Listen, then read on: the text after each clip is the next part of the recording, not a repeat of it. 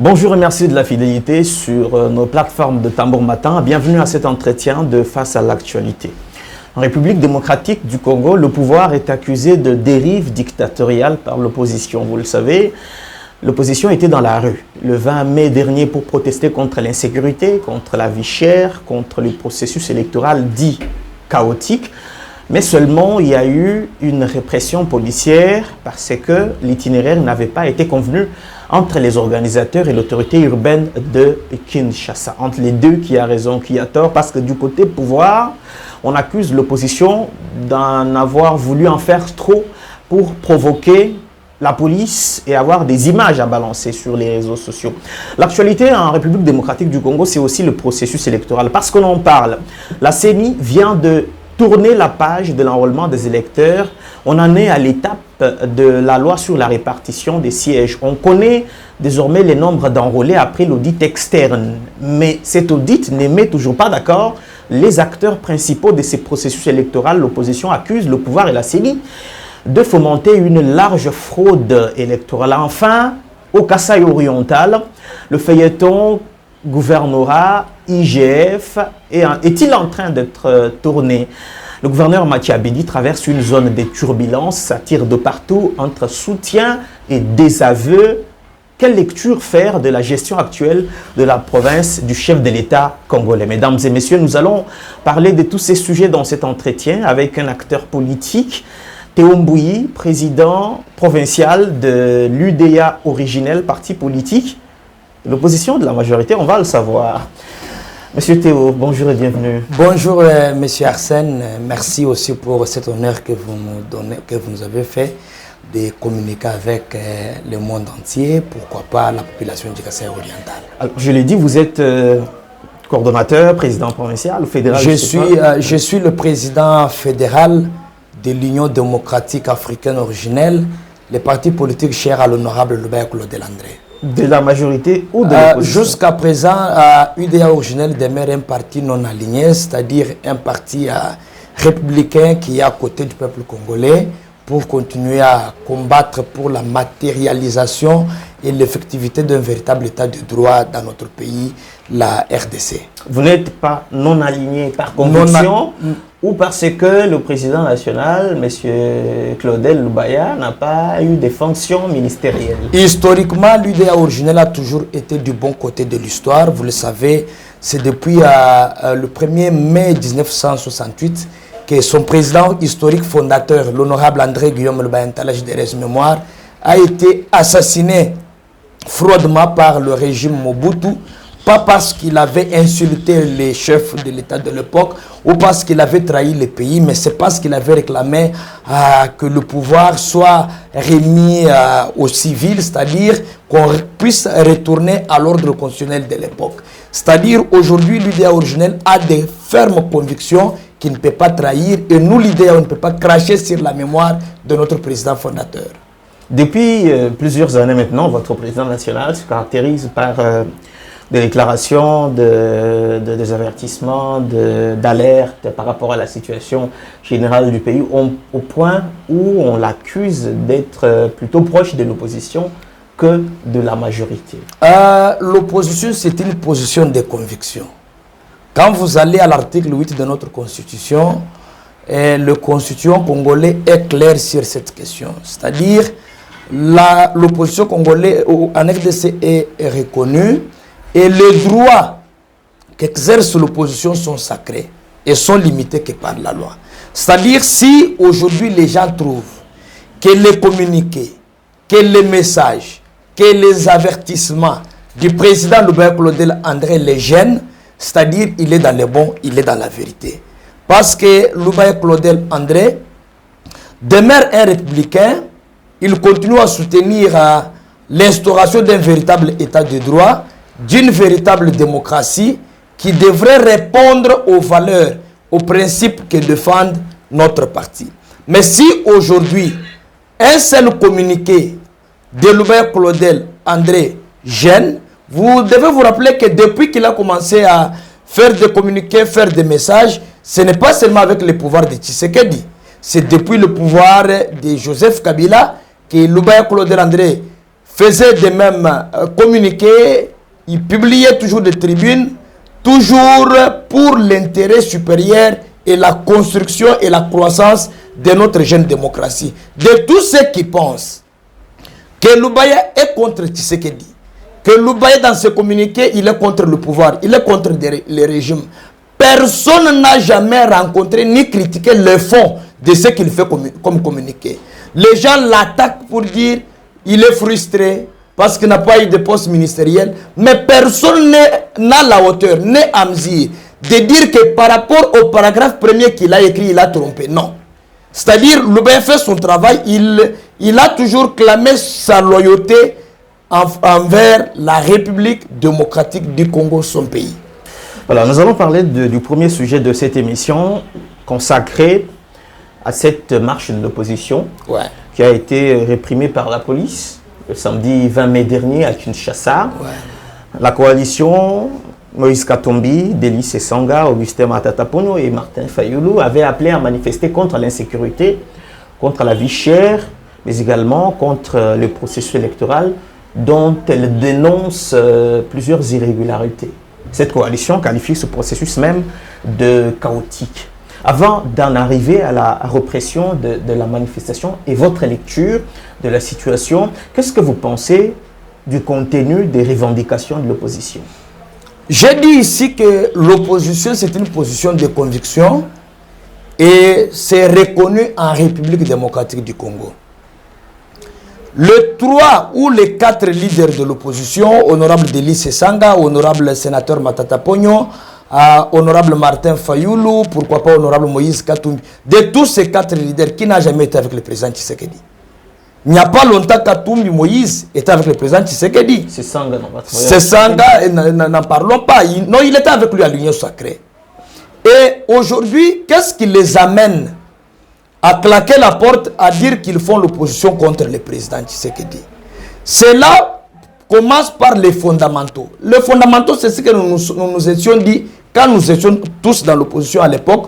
Nous avons dit nous devons réclamer l'alternance pour que le président Kabila puisse partir, afin que le pays puisse connaître un changement dans sa façon de gouverner, de gérer et dans sa façon d'être en tant que république. Mais aujourd'hui que nous sommes au pouvoir, les autres ont estimé que ce que nous nous étions dit dans l'opposition demeure une lettre morte. Et ils ont choisi leur voie. Et la voie qu'ils ont choisie, ce n'est pas la voie de la trahison. Ils mènent un combat loyal. Ils mènent un combat dans ce qu'ils pensent être vrai. Et si aujourd'hui, le président Tshisekedi estime que ce qu'ils ont comme revendication, ce sont des fausses revendications, on n'a qu'à prouver à l'opposition qu'elle est dans une mauvaise voie. Le prouver comment? Par un travail acharné en faveur de la population. Quand on dit aujourd'hui que l'opposition demande à la population de marcher contre la vie chère n'épargne personne. Il n'y a que ceux qui sont aux manettes du pouvoir qui ne peuvent pas parler de la vie chère, parce qu'ils ont les avantages que la loi, que les différents textes légaux leur donnent.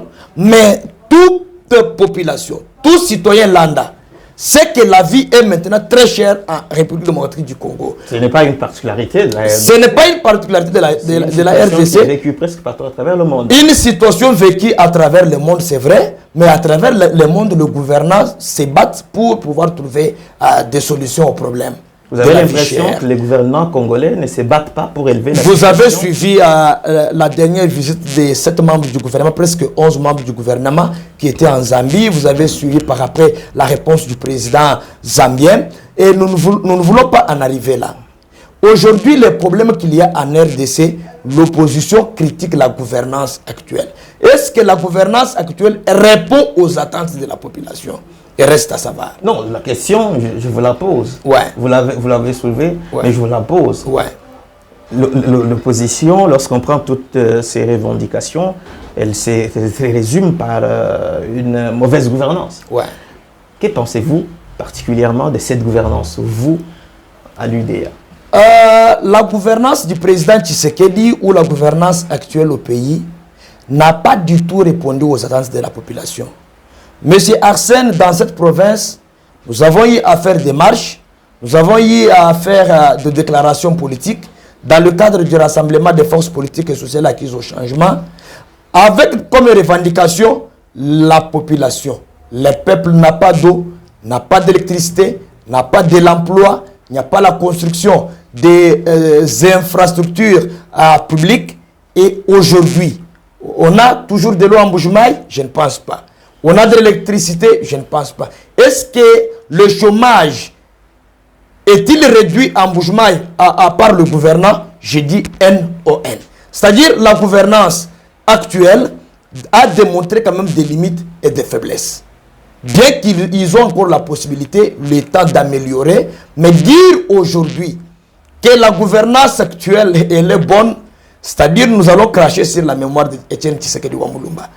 Parce qu'il s'est battu aussi pour la bonne gouvernance. Vous savez, la bonne gouvernance implique la transparence dans la gouvernance, dans la gestion de la chose publique. Aujourd'hui, nous sommes dans ces pays. Savez-vous combien de cas de détournement nous avons fait face depuis l'arrivée du président Tshisekedi? Et toutes les personnes présumées détournées, sont-elles en liberté ou soit sont-elles dans les geôles de prison? Je dis, beaucoup, plupart sont en liberté. La gouvernance actuelle devrait répondre au principe de la démocratie. C'est-à-dire, la population devrait avoir la liberté d'accéder aux services sociaux de base, l'école pour les enfants, l'hôpital pour tout Congolais, l'emploi pour chaque jeune, pourquoi pas le vieux, mais ce sont des choses, des services qui demeurent encore un idéal pour la République démocratique du Congo, pourquoi pas la province du Kasaï oriental. Aujourd'hui, nous continuons encore à nous battre pour que les jeunes aient du travail, pour que les enfants puissent étudier, bien que la gratuité de l'enseignement a été initiée conformément à la Constitution par le président de la République. Mais nous continuons à nous battre, bien qu'on ne peut pas aujourd'hui ignorer les efforts fournis jusqu'à présent par le gouvernement, par les chefs de l'État, pour améliorer tant soit peu la gouvernance au pays. Mais beaucoup reste à faire. Monsieur Théo, vous dites que beaucoup reste à faire, mais globalement, la gouvernance n'est pas bonne, ce qui n'est pas de l'avis des partis politiques de la majorité présidentielle qui étaient réunis au stade de Martyrs récemment pour faire leur sortie officielle dans les cadres de l'Union sacrée de la nation. Eux estiment que le programme de développement à la base des 55 territoires, la gratuité de l'enseignement, les quelques infrastructures ça et là, les efforts consentis pour le rétablissement de la sécurité dans l'est du pays et aujourd'hui à l'ouest avec Kwamut, que tous ces efforts participent à un bilan largement positif du président Tshisekedi à quelques mois de la présidentielle de décembre 2023. Ce bilan, le trouvez-vous toujours négatif ou vous pensez qu'il peut être jugé de positif au regard des éléments que je viens d'énumérer tout à l'heure? Monsieur Arsène, nos amis qui étaient au stade de Martyrs, à la sortie de l'Union sacrée, tous ces gens ont travaillé avec Joseph Kabila pendant les 18 années qu'il a fait au pouvoir. Ils étaient à côté de lui. Vous vous rappelez les derniers meetings du candidat Emmanuel Ramazani Shadari? C'était au stade Tata Raphaël. Les mêmes drapeaux, les mêmes personnalités étaient dans le stade pour dire que le candidat Emmanuel Ramazani Shadari allait gagner les élections et ils allaient continuer à gouverner le pays. Ceux qui sont partis au stade, qui vous disent aujourd'hui qu'il y a un bilan largement positif, c'est par rapport à leur poche. C'est par rapport à ce qu'ils ont comme moyen de l'État.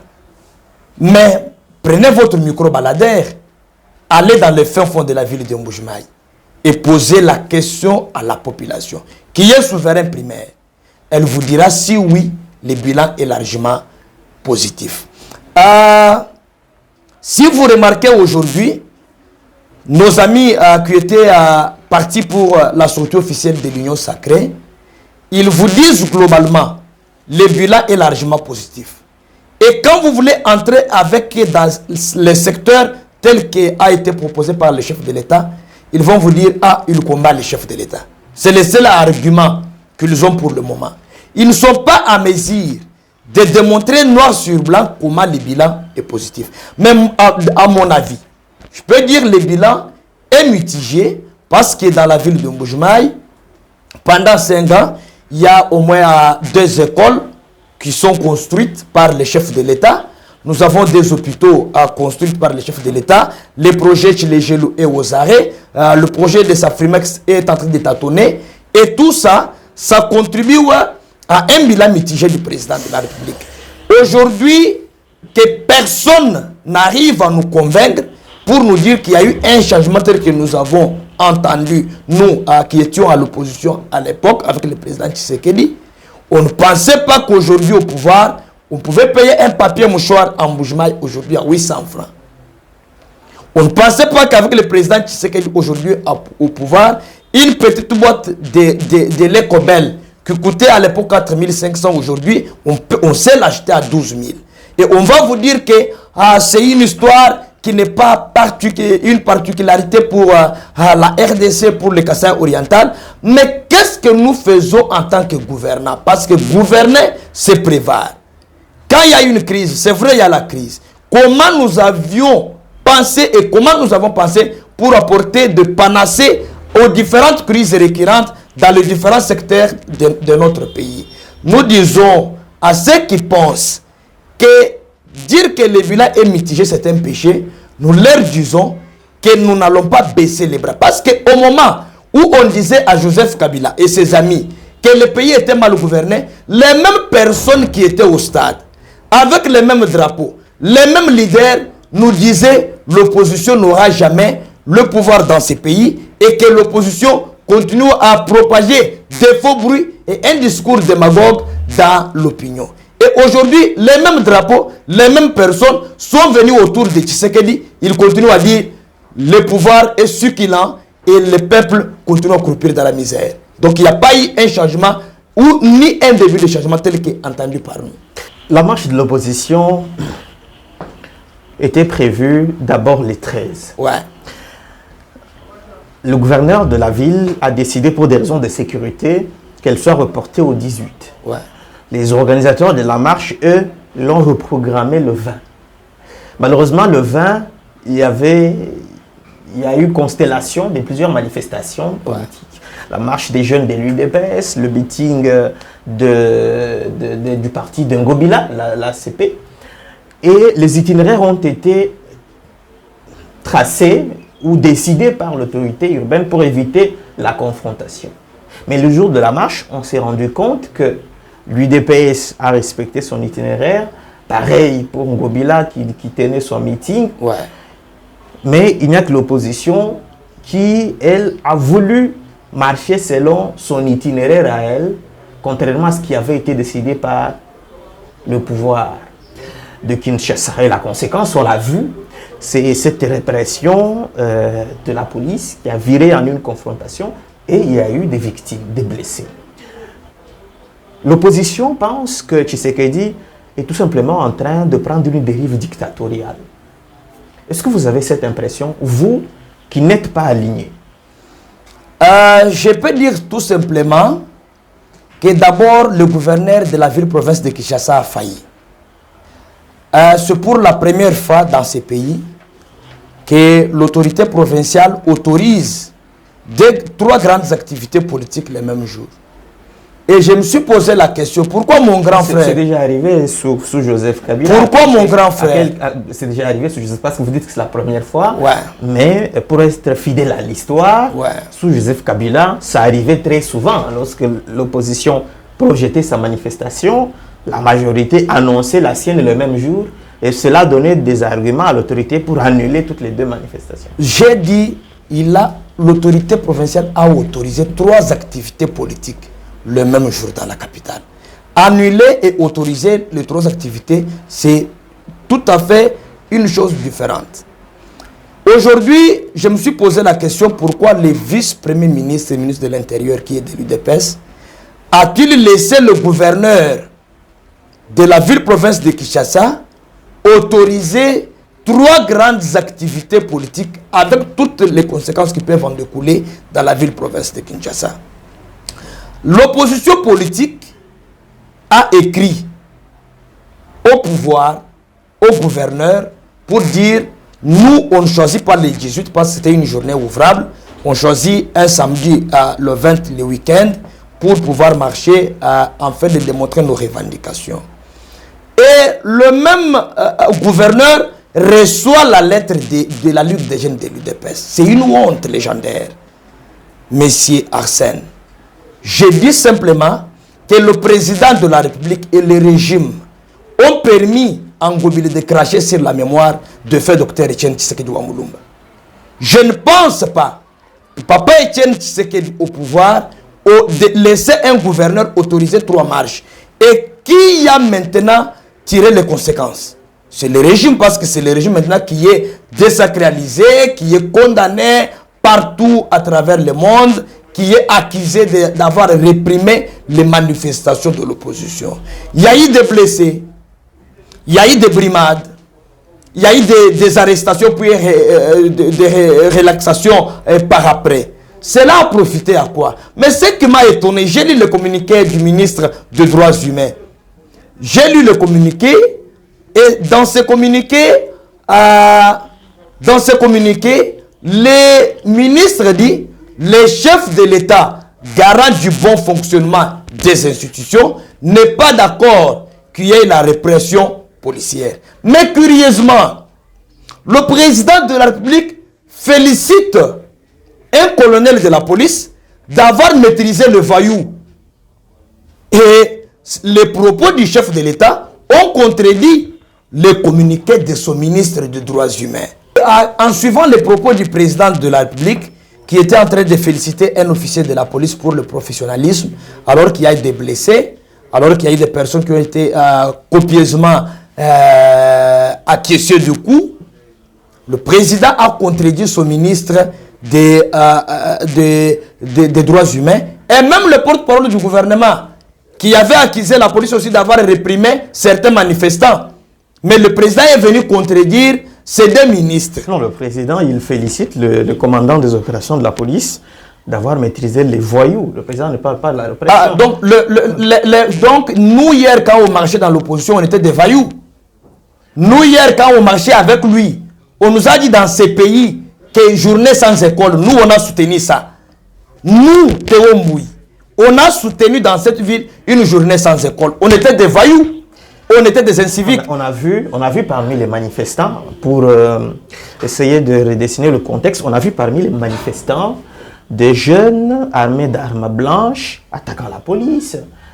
Probablement que le président parle de ces jeunes gens-là qui étaient violents, qui s'en sont pris à la police. Ce sont les jeunes gens. Les images existent. Ce sont les jeunes gens que le président a dit dans son discours du décembre 2020 devant l'État de la Nation. Il a dit: je connais la jeunesse congolaise. Elle a beaucoup d'ambition. Elle mérite la place qu'elle devrait être, c'est-à-dire donner de l'emploi à la jeunesse. Moi, je me pose la question. Est-ce que la violation de l'itinéraire par l'opposition devrait-elle motiver une telle répression sanglante? Je dis non. La police, le gouverneur de la ville-province de Kinshasa ont juste craché sur la lutte de 37 ans menée par l'UDPS.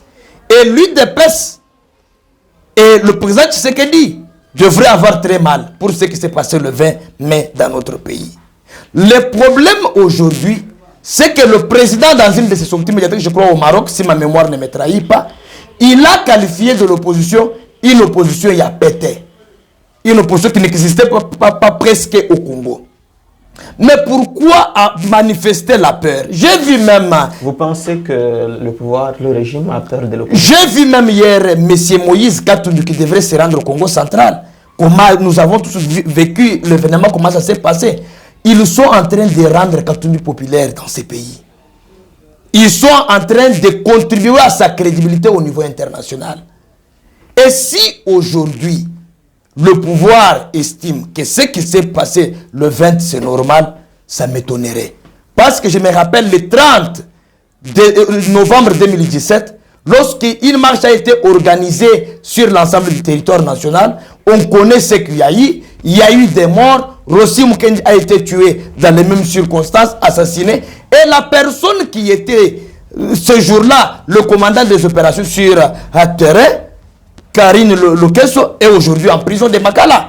La police devrait rester républicaine, indépendante, apolitique et protéger quelle personne et leurs biens.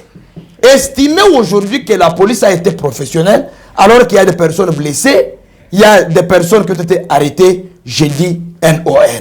La police devrait préserver l'image du régime. J'ai vu même l'ancien diplomate américain Irma Cohen, que nos amis au début du pouvoir, nous avons salué ses déclarations envers le régime. Il a dit, avec ce qu'ils sont en train de faire envers M. Katumbi, ça va nuire les relations diplomatiques entre les États-Unis et la RDC. Nous ne voulons pas qu'on arrive là. Le problème aujourd'hui, ce pouvoir a été sacré un pouvoir démocratique, républicain, un pouvoir qui a pour fondement l'état de droit. Il faut réellement qu'il y ait un état de droit dans notre pays. L'article 30 de notre constitution est clair.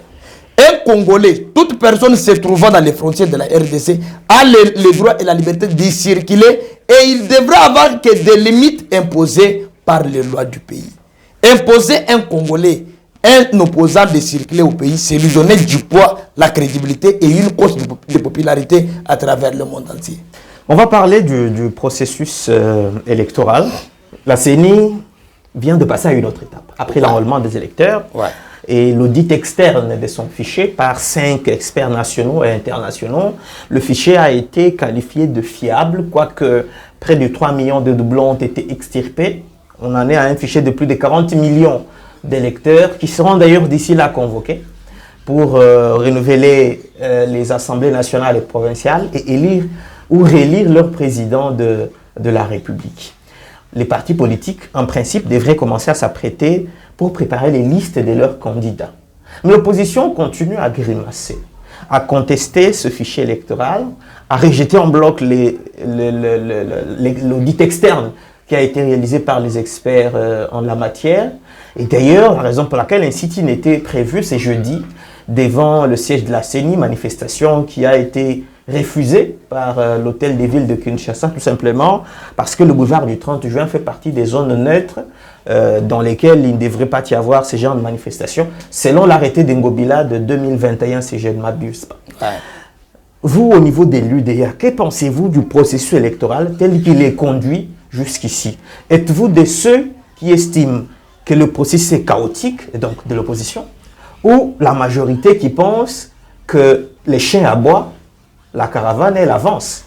Je sais que l'UDA originel, à travers son président, l'honorable Claudel André, a milité au sein des 13 personnalités qu'on a appelées à l'époque le groupe du G13, a milité pour un processus électoral apaisé, crédible, en initiant des réformes profondes, des réformes qui devraient nous éviter des élections chaotiques, les réformes profondes qui devraient nous éviter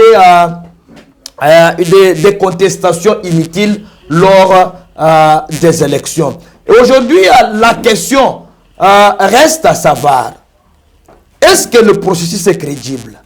Le processus a commencé à être biaisé lors du vote de la loi électorale au niveau de l'Assemblée nationale, lors du débat du vote de cette loi.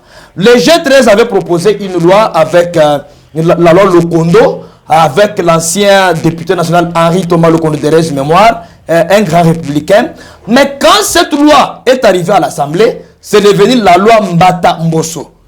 C'est-à-dire toutes les 15 réformes qui ont été initiées par le groupe du G13, c'est-à-dire 13 parlementaires, toutes ces réformes ont été torpillées, mises à côté par le président Mbosso et l'honorable Mbata Mangou. Et cela ne nous a pas permis d'avoir autant de consensus autour du processus électoral. Aujourd'hui que nous sommes en train d'aller aux élections, l'opposition conteste. Je me rappelle à l'époque, nous, à l'opposition, nous avons contesté la machine à voter. Et pendant ce temps, le pouvoir s'est préparé. Pendant ce temps, le pouvoir s'est préparé. Nous, on était dans les contestations. Et au finish, vers le 11e mois, l'opposition qui était à l'époque a dit non. Avec ou sans machine, nous devons aller aux élections. Moi, je demande aux amis de l'opposition de ne plus rester dans la distraction. Ils doivent continuer à travailler pour gagner les élections à leur niveau. Parce que nos amis qui sont au pouvoir actuellement, il s'y prépare, comme le FCC à l'époque. Il crée des partis mosaïques, il finance des jeunes gens de part et d'autre, il crée des partis satellites pour pouvoir rafler la majorité.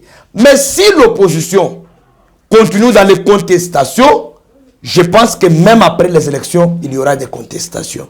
Mais pour éviter ces contestations, l'idée originelle, à travers son président dans le groupe de 13 personnalités, avait initié des réformes. Nous, on pense que le processus électoral devrait être un processus de consensus crédible, d'unité nationale. Ça pouvait nous éviter assez de contestations lors de la publication des résultats. Je demande à la CENI de rester assez neutre, de faire en sorte que toutes les parties prenantes se sentent en sécurité par rapport à l'organisation des élections. Vous pensez qu'elle n'est pas assez neutre dans l'état actuel des choses? Monsieur Arsène, il y a beaucoup de choses qui se passent au pays actuellement avec la CENI. Il y a beaucoup de choses qui se passent. Moi, au moment de l'élection, vous avez vu à Kolwezi, vous avez vu à Lubumbashi, là où il y a une forte popularité ou une forte population, vous avez vu ce qui s'est passé lors de l'enrôlement. Même en dehors du délai établi dans le calendrier, on continuait l'enrôlement à Kolwezi et dans les Grands Katanga. C'était le rattrapage. C'était le rattrapage parce qu'au moment où on disait que le calendrier contenait des irrégularités, personne ne voulait croire. C'est ainsi que j'appelle la CENI. Mais il faut quand même féliciter la CENI. En un temps record, elle a réussi, contrairement à tous les autres processus, au cours desquels l'enrôlement prenait 6 mois, 8 mois. Là, au bout de 4 mois maximum, la CENI a réussi à avoir un fichier électoral de plus de 40 millions d'électeurs. Oui. C'est quand même un exploit technique qu'il faut. Monsieur Arsène, nous sommes maintenant presque 100 millions de Congolais dans ces pays. Mais aujourd'hui, avoir un processus, avoir un fichier électoral de 40 millions, pas même 50 millions, 40 millions. De l'autre côté, on peut féliciter la CENI, bien qu'il y a eu beaucoup d'irrégularités. 100 millions, ce sont des termes, des chiffres estimatifs. Ouais. Et puis dans les 100 millions, il faut compter les non majeurs. Oui, les non majeurs certainement. Mais ils sont plus nombreux que les majeurs. Vous avez remarqué que aussi dans le fichier, on a élagué aussi les mineurs, si vous avez remarqué. Et aussi, on a élagué aussi le doublon. Mais ce qui reste à faire actuellement dans notre pays, en RDC, moi je demande simplement à l'opposition à travailler pour gagner les élections. C'est la population qui va trancher. Vous vous rappelez lorsque nous, à l'opposition, on soutenait le candidat Félix Tshisekedi, ceux qui étaient en majorité nous disaient Tshisekedi n'aura jamais le pouvoir dans ces pays. L'opposition va continuer à faire les mêmes bruits après les élections. Et on avait eu le coup de main de la Senko, de l'église catholique, qui nous avait renforcé à l'époque. Et on a pu, par une surprise nationale, mondiale, provinciale, voir Tshisekedi devenir chef de l'État. C'est-à-dire, c'est la population qui tranchait.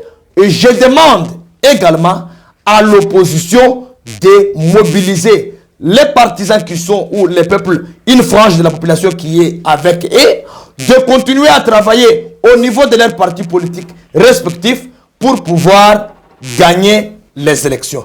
Parce qu'aujourd'hui, dans notre pays, les élections, c'est la seule voie que la Constitution congolaise a établie pour pouvoir accéder dans les institutions.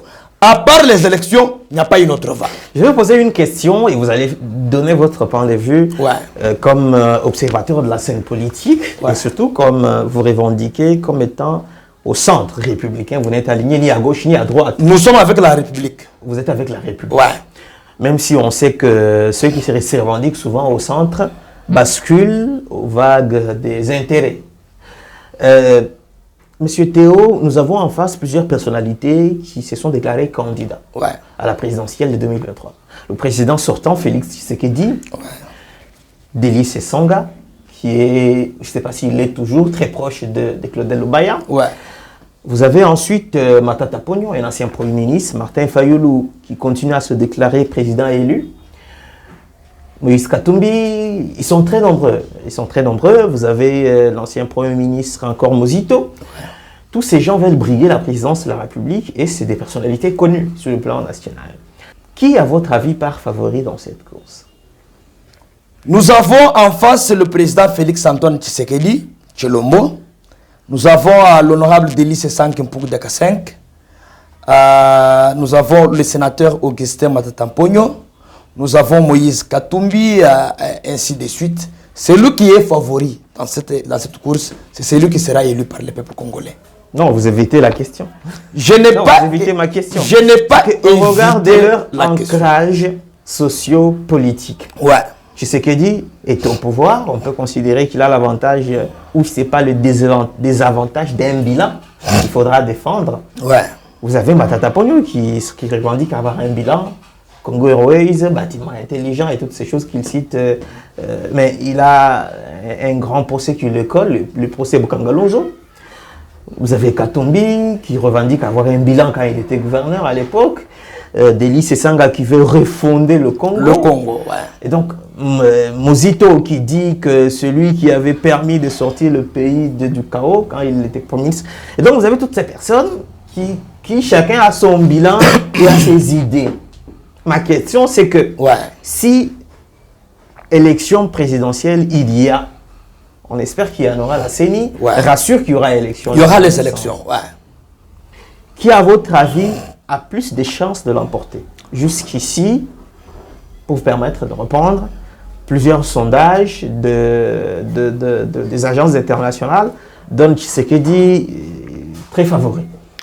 Monsieur Arsène, les mêmes agences donnaient Chadari très favori en 2018. Nous en avons des documents dans nos différents archives. Les mêmes agences donnaient Chadari favori. Et vous savez ce qu'il y a eu après les élections. Et je voudrais tout simplement dire que ceux qui sont avec le président Tshisekedi maintenant, les partis politiques qui se revendiquent union sacrée, nous soutenons, nous accompagnons, d'accompagner le président Tshisekedi à continuer à travailler pour améliorer les bilans qu'il a. Nous ne voulons pas que dans le Sangourou, j'ai parlé avec un élu du Sangourou qui me demandait les éléments de langage pour pouvoir défendre le président Tshisekedi chez lui, à Sangourou. Il me demande moi en bougement et les éléments de langage. Je lui ai dit allez sur le terrain, voyez ce qui est fait et vous allez trouver les éléments de langage. Il ne faudrait pas qu'au Sangourou, qu'à Lomami, qu'à Mongal, qu'à Bafasende, qu'on puisse dire le président n'a pas bien travaillé. Il faut que ceux qui sont ministres, vous avez changé la teinture, on vous observe. Aidez aussi la population. Aidez le président Tshisekedi. Aidez aussi le président Tshisekedi à pouvoir changer la teinture de la pauvre population. Des enfants qui partent à l'école. Et que les entreprises publiques dans notre pays, que la gouvernance au sein de ces entreprises puisse aussi s'améliorer. Parce qu'aujourd'hui, sortir et dire Tshisekedi qui sera favori, Katumbi sera favori, Matata sera favori, Théo Mbouy sera favori, c'est une erreur monumentale. Celui qui sera favori, c'est celui pour lequel le peuple congolais ira voter. Et dire par exemple... Sauf qu'il est possible d'étudier les indicateurs et de se projeter. Je dis par exemple... Sous d'autres aspects, ces sondages ratent très rarement. Voilà. La population dit par exemple, on part pour voter Félix-Antoine Tshisekedi et lui donner un second mandat. Parce que beaucoup de gens parlent du deuxième mandat. Non, on parle de second mandat parce que quand vous dites un deuxième mandat, c'est-à-dire il y aura un troisième et un quatrième. Un langage constitutionnel, un langage démocratique. On parle d'un second mandat parce qu'il n'y aura pas un troisième mandat pour le président Tshisekedi. Mais pour le moment, il a la possibilité. Sauf s'il modifie la constitution. Je ne vois pas ce sont les intentions diaboliques, satanico et clanico, je ne sais pas comment les qualifier, que je ne trouve pas dans le président Tshisekedi. Le président Tshisekedi, c'est un chrétien. Je ne pense pas qu'il peut modifier la constitution pour se maintenir éternellement au pouvoir, comme ceux qui sont ivres du lait pensent que jusqu'au retour de Christ. Nous disons que nous devons construire, stabiliser, conforter notre jeune démocratie. C'est-à-dire le président Tshisekedi a jusqu'à présent la possibilité de briguer un second mandat et continuer à servir la population. Et si la population se décide et dire que parmi les 4 opposants, on choisit une personne, ça c'est le souverain primaire, conformément à l'article 5, qui va en décider. Mais pour le moment... À l'UDA, votre congrès, c'est pourquoi? À l'UDA originel, notre congrès, c'est d'ici le 20 juin. Vous allez désigner votre candidat président? Comme traditionnellement on le fait. On va désigner notre candidat président et on va avaliser nos candidatures au niveau de la députation nationale et provinciale et même sénatoriale. Je l'ai dit, on va avaliser parce que les statuts de notre parti donnent la compétence au Congrès d'investir le candidat président de la République. En 2018, on avait pour candidat Félix-Antoine Tshisekedi Tshilombo. Et nous sommes en train d'épuiser le mandat. Et l'UDA continue son combat. L'effectivité d'un véritable état de droit et d'une démocratie réelle en RDC. Si on reporte les élections, s'il n'y a pas élection, pour des raisons sécuritaires, pour des contraintes logistiques, et que la CENI nous renvoie en 2024, comment entrevoyez-vous l'avenir du pays? Le glissement, c'est un langage des faibles. Le glissement, c'est un langage de ceux-là qui ont une dette à payer envers la population. Le glissement, c'est une stratégie. C'est une méthode de ceux qui ont peur de la population et des élections. Mais je ne pense pas que c'est le cas avec l'actuel président de la République, Félix-Antoine Tshisekedi Tshilombo. Je l'ai toujours dit et je l'ai dit depuis 2021 que le président Tshisekedi n'a pas intérêt à soutenir la logique d'un probable glissement. Le président Tshisekedi a tout intérêt à travailler pour pouvoir obtenir une élection, même avec un peu d'irrégularité, parce que c'est une œuvre humaine qui ne sera pas toujours parfaite. Le président Tshisekedi a intérêt à organiser les élections. S'il n'organise pas les élections, d'abord, il n'aura pas à respecter la liste de son père, docteur Etienne Tshisekedi Wamulumba. Et deuxième chose, le président Tshisekedi nous dira, s'il n'organise pas les élections, il nous dira que la lutte que nous avions menée dans ces pays, c'était une lutte démagogique, qui n'avait pas pour fondement l'instauration de l'état de droit. Mais moi, je l'encourage. Ceux qui sont avec lui, qui pensent qu'on peut faire un semblant de glissement pour contrer nos pouvoirs, non. Traîner au pouvoir, c'est une bonne chose si la population vous donne la crédibilité et la légitimité. Mais y aller par des forcing et des passages en force, ça produira que de nouveaux Rossi Mukendi, de nouvelles déjà de Kapangala et de nouvelles attaques dans les paroisses catholiques. Ça ne va pas plaire ni à ceux qui l'ont soutenu hier, ni à ceux qui pensent que la démocratie doit être un régime de gestion dans notre pays. Et je ne vois pas un bon avenir dans notre pays si on arrivait à glisser. Nous voulons les élections. Allons-y aux élections. S'il y a un second mandat, cherchez un second mandat en présentant le travail que nous avons fait pour la population dans le premier mandat. Voilà. Nous allons terminer cet entretien par la situation au Kasaï oriental, où vous êtes président fédéral de l'UDA originel. Exact. Où le gouverneur est sous les feux de plusieurs critiques depuis plusieurs semaines maintenant, depuis la résurgence depuis la survenue du feuilleton IGF, l'inspection générale des finances, qui est en patrouille financière dans la province et qui, dans cet encadrement financier, a découvert l'existence de 2 comptes non déclarés et des opérations financières de sortie de fonds qui n'ont pas été tracées. On parle du compte Agripel et Solidarité. Le feuilleton a évolué et on en est aujourd'hui à une forme de récupération politique. Au sein de l'UDPS, il y a la fédération qui désavoue le gouverneur, exige sa démission, et quelques structures au sein du même parti qui apportent leur soutien au gouverneur. Vous, de l'UDA, vous avez sorti un communiqué dans lequel vous vous êtes montré très critique envers le gouverneur Mathias Kabeya. Vous demandez d'ailleurs à l'Assemblée provinciale de prendre ses responsabilités face à cette situation. Nous avons compris que cet appel à l'Assemblée provinciale, c'est pour déchoir le gouverneur. Vous allez nous l'expliquer si nous avons mal compris votre communiqué.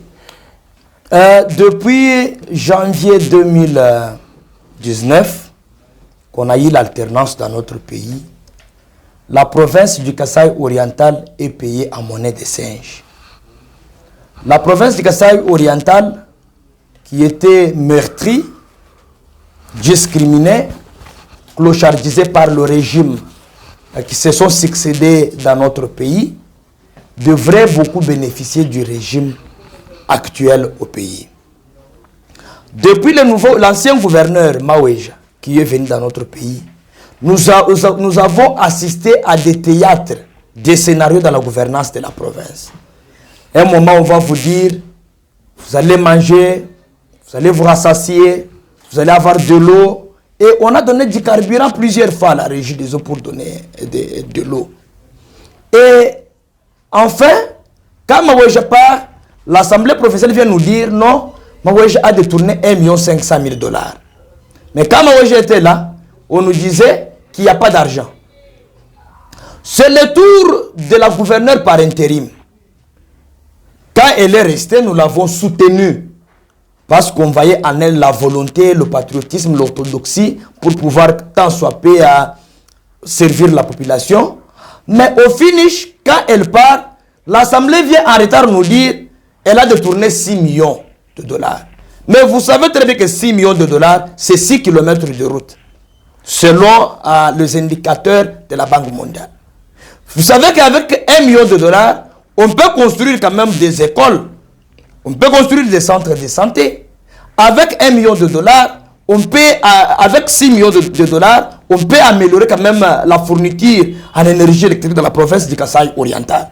Mais quand l'actuel gouverneur vient, il est venu sur mot d'ordre de son parti. Parce qu'on sait ce qui se disait dans les salons politiques au niveau de Kinshasa, même au niveau provincial. On disait même à certains députés, non, même si les partis vous proposaient une chèvre, veuillez d'abord l'élire pour ne pas faire la honte au chef de l'État.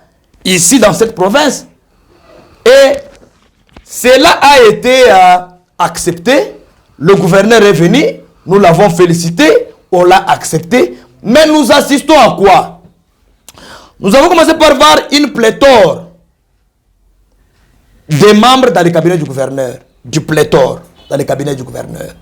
Alors que la loi 08/012 du 31 juillet 2008 portant principes fondamentaux relatifs à la libre administration des provinces dit clairement les gouverneurs de province à les membres du cabinet ne pouvons pas dépasser 10.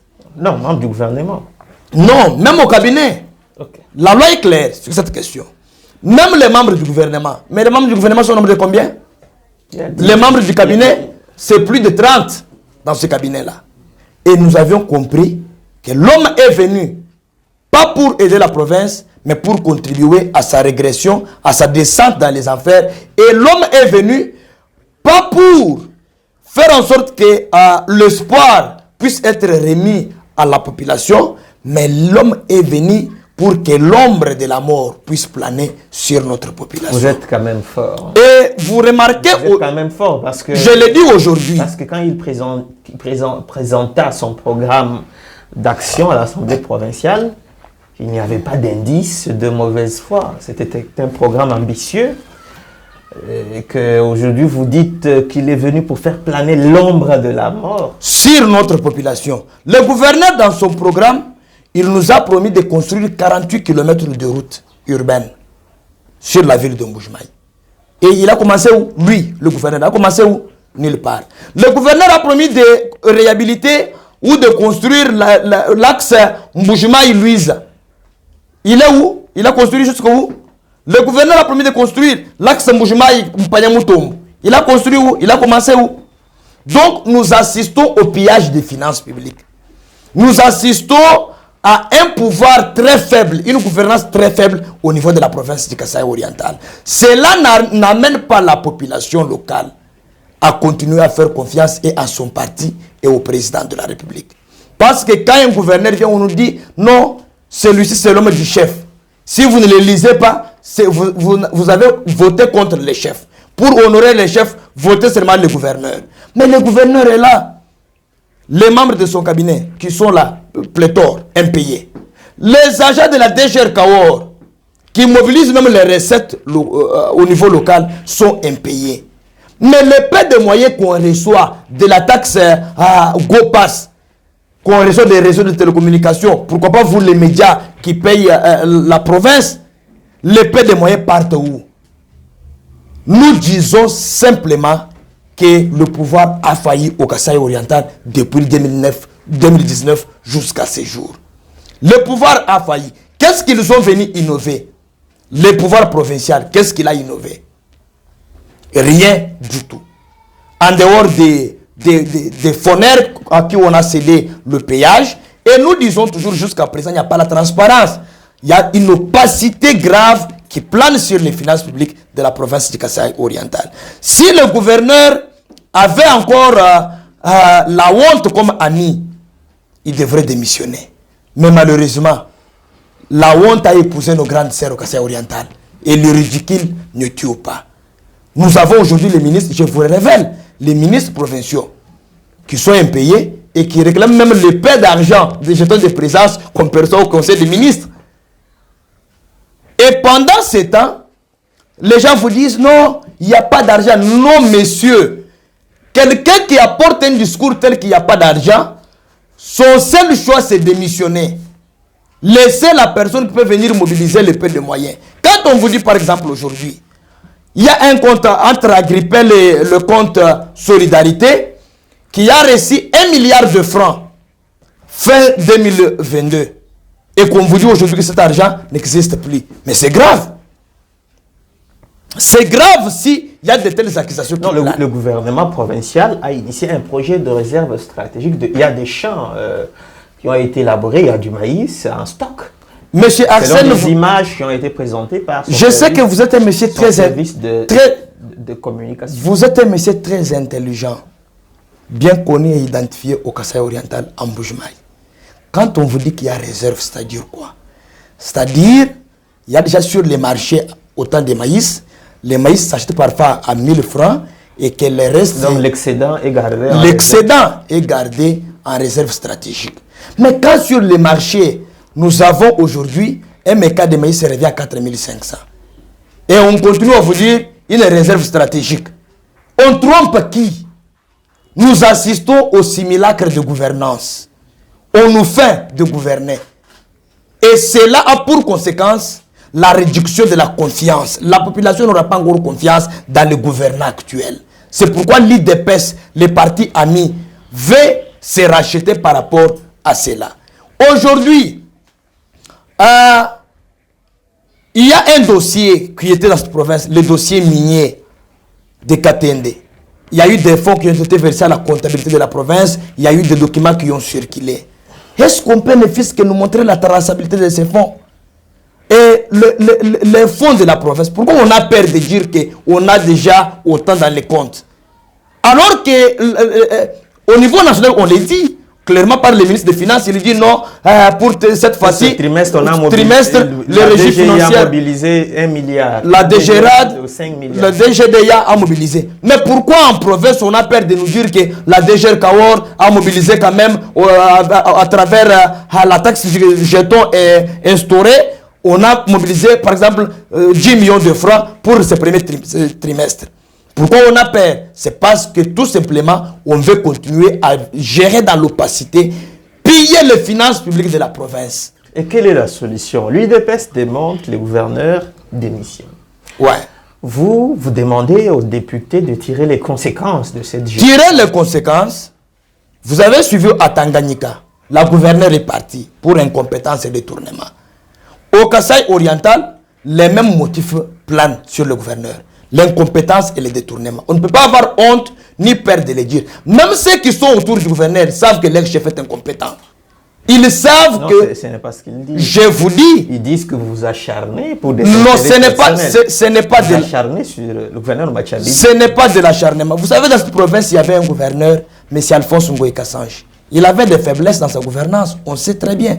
Mais quand il publiait les arrêtés, on pouvait retrouver les arrêtés partout dans cette ville. Mais quand l'actuel gouvernement est venu, quand on publie les arrêtés, pourquoi ils cachent ça?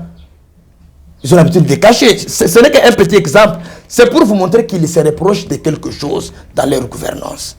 La province du Kasaï oriental n'a pas trouvé l'homme de la situation depuis 2019. Nous avons un gouverneur qui brille par les essais-erreurs de la gouvernance. À quelques mois des élections, les gouverneurs seront élus entre mars et avril 2024, si je ne me trompe pas. Ouais. Aujourd'hui, si le gouverneur démissionne, ça veut dire que c'est son adjoint ou c'est la vice-gouverneur qui va expédier les affaires courantes jusqu'à l'organisation de l'élection par la CENI dont on connaît qui est très concentrée à l'organisation des élections générales de décembre 2023.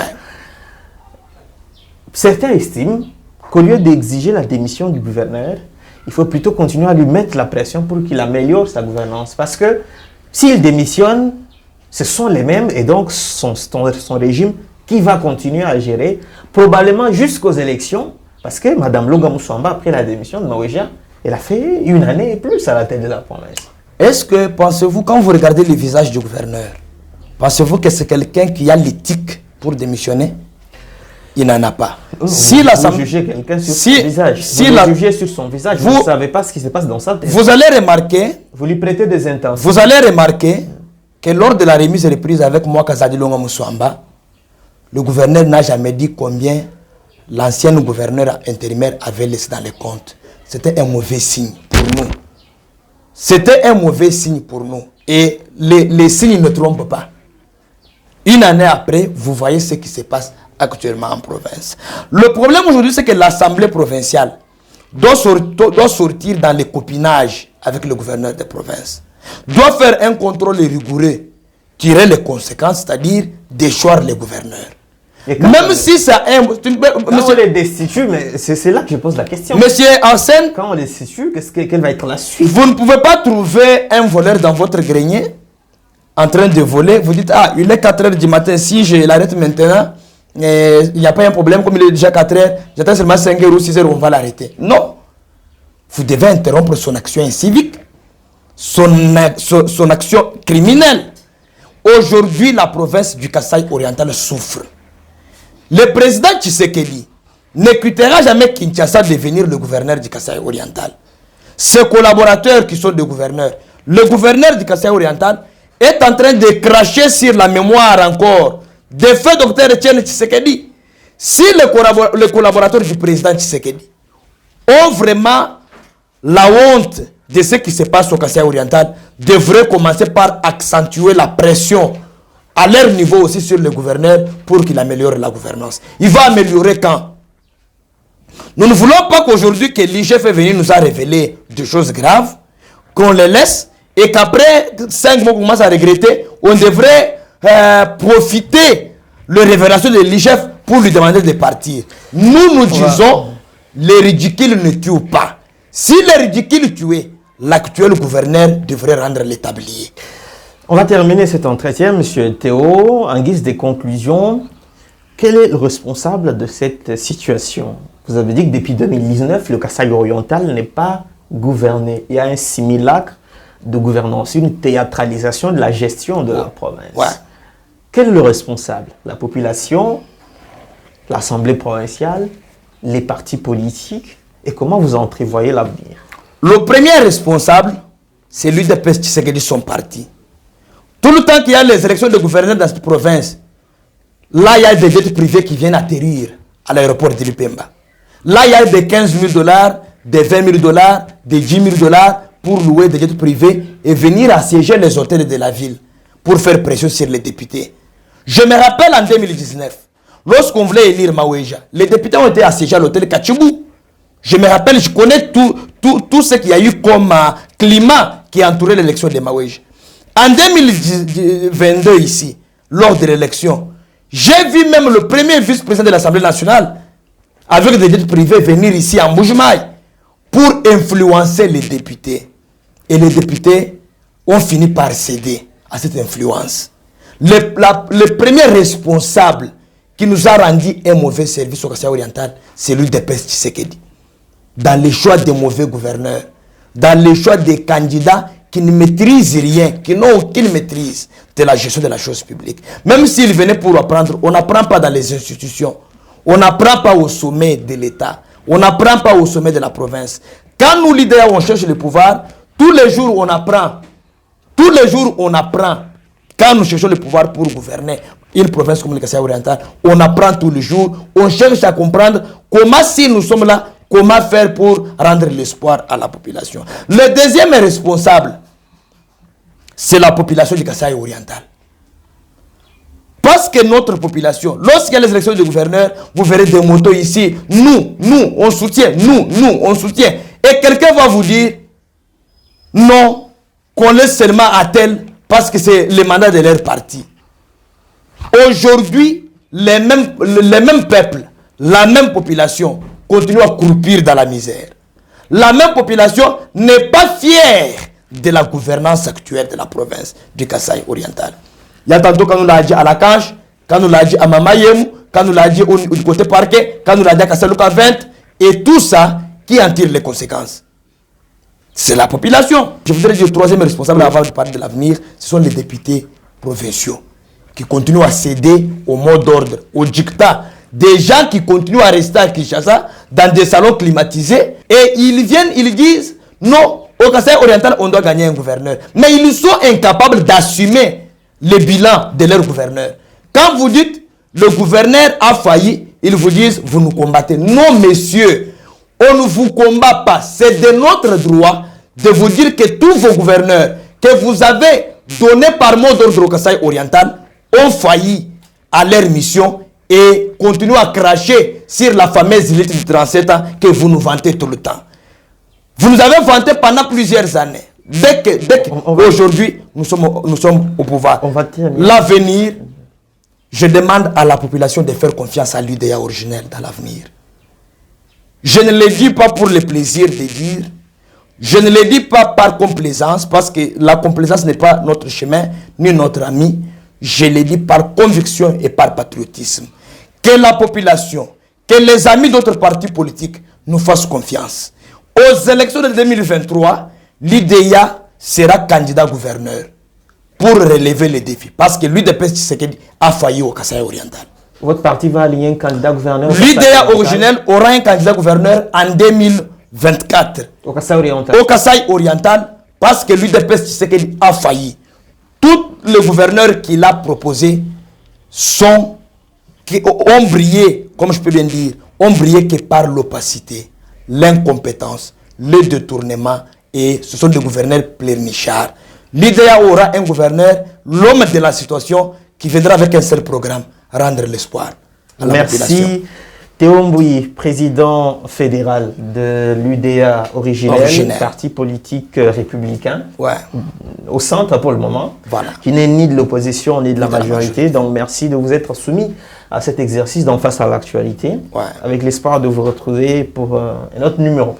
Et moi aussi, je demande à tous les opérateurs économiques et politiques à travers le monde, à travers le pays, à travers la province, de continuer à faire confiance au Tambour Matin et de continuer à croire que nous avons des chaînes crédibles dans notre province, plus particulièrement Tambour Matin qui fait un travail de qualité, un travail professionnel. Nous sentons du professionnalisme dans la manière de faire de Tambour. C'est parmi quand même les chaînes qui sont en train d'émerger et nous souhaitons qu'elles émergent, qu'elles partent très loin dans tout ce que vous êtes en train d'entreprendre comme service. Mesdames et messieurs, cet entretien de Face à l'actualité est arrivé à la fin. Justin Kankonde était à la réalisation. Merci de l'avoir regardé de partout. Prenez avec nous rendez-vous sur toutes nos plateformes Tambour Matin. N'oubliez pas de partager tous nos contenus et de vous abonner. Au revoir, à la prochaine.